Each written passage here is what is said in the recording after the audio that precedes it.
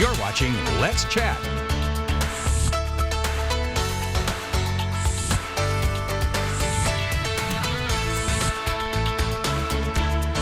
Only here can you go from the Cheesecake Factory into talking about a critter like this at the Chattanooga Zoo. It's Jake, Cash, and Cole are here from the zoo, and you have brought along a friend who looks rather prickly. Jake, first of all, good morning. Tell me, good morning. Tell me the critter's name. Yes, this is Tommy Prickles. Tommy Prickles. Exactly right. He is a Cape porcupine. They're actually the biggest porcupine species along with African crested porcupines, and they're the second biggest rodent species after capybaras. So he was part of our Cape of Africa expansion that opened up last summer, and we wanted to bring him by the studio today.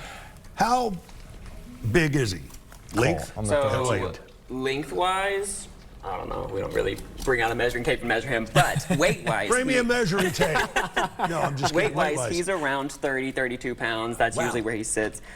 His mate, Pookie, back at the zoo is around 40 pounds, so she's a bit bigger than him, but they can actually get up to 60 pounds. They can be pretty big. Wow. Are they nocturnal animals? Or are they? Yes. He is nocturnal. He has terrible eyesight because you don't need to be able to see in the dark, but he has a really good sense of smell. They're very powerful diggers, so they're going to dig very extensive burrow systems and spend the day in there, and then they're going to come out at night and do all of their foraging for food and everything. Tell me something most folks don't know about porcupines. So, a lot of people think that porcupines can shoot their quills. Right. That is a myth. No species of porcupine is actually capable of shooting their quills. I don't know where it started, probably cartoons or something. Yeah. Their quills are made of keratin, so the same thing our hair and nails are made of. Really? So they do shed them and regrow them regularly, just like we do our hair.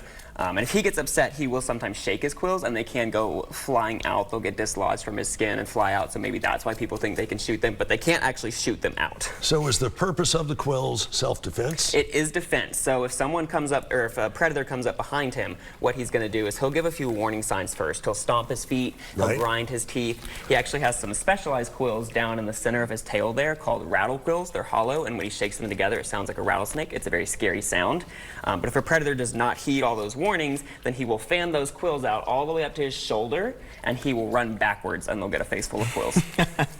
He has those longer sensory quills as well, so there's three sorts. The sensory quills, of course, he has. These back here act like a cat's whiskers. Are they sharp? These aren't. The rest of them are. Yes, they're very sharp. So that part of the myth is not a myth. It is, in fact, correct. true. They are very sharp. All right, Jake, tell me what else you got going on at the Chattanooga Zoo in addition to Mr. Prickles. Yeah, absolutely. So part of the reason we brought him along is because he's nocturnal, and we have our evening lantern festival coming up soon. Yeah. The Asian Lantern Festival, Forest of Fantasy is what we're calling it this year. So every year we bring out a totally new collection of handcrafted lanterns. We have lanterns up to 26 feet tall that will be all throughout the zoo. So you tour the zoo. In the night, we're open from 5:30 to 9:30 starting November 21st. This year the theme is dragons and unicorns and fairies, mythical creatures, things like that. And then we'll also have Santa's workshop section with Santa Claus, enchanted snowmen, things like that. So you get to see hundreds of different lanterns across the entire zoo, and you might see some nocturnal animals like our Cape porcupine family out and about as well. And the zoo is a whole different place at night. It really is. It really is. That's part of the fun of it, I think, is just like seeing the zoo from a different perspective. Like I said, some of the nocturnal animals like the kinkajous, the Cape porcupines, our great horned owl, things like that will be a little more active than they will be during the day.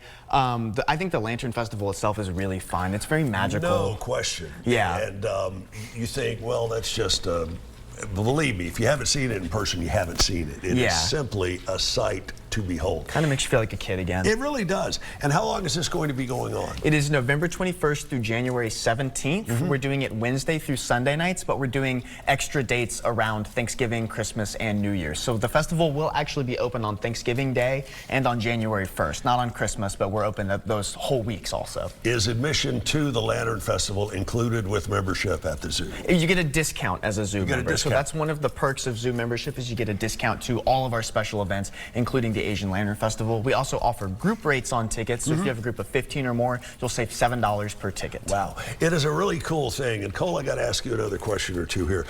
Is there a challenge in taking care of the nocturnal animals that maybe you don't have for the ones who are normally awake during the day? Yeah, it can be. With these guys, they're going to spend all day in their burrow pretty much sleeping. And with some of our smaller guys, like our hedgehogs and stuff, they're going to be bedded down under blankets and stuff sleeping. So oftentimes we don't see them active, and that could be an issue if they're having some sort of like health concern where we need to see them up and moving. We don't see that often, but we're pretty good about checking on them every day, making sure they're fine, making sure we see them moving every day so we know things are going the way they should be. So who draws the short straw to go wake critters like this up if you need to see them during the day? Whoever ends up in the outside, what we call the outside routine that day, has to go check on these guys and wake them up every morning. Cole, good to see you again. Yeah, Mr. Prickles, good to see you. Jake's always a pleasure. Again, consider giving the gift of a membership to the zoo for someone special on your holiday list. And certainly a gift that they will always remember. Give us your website quickly. Chatzoo.org. Chatzoo.org. That's chatzoo.org. We have to step aside. We'll see you back here for News 12 at noon.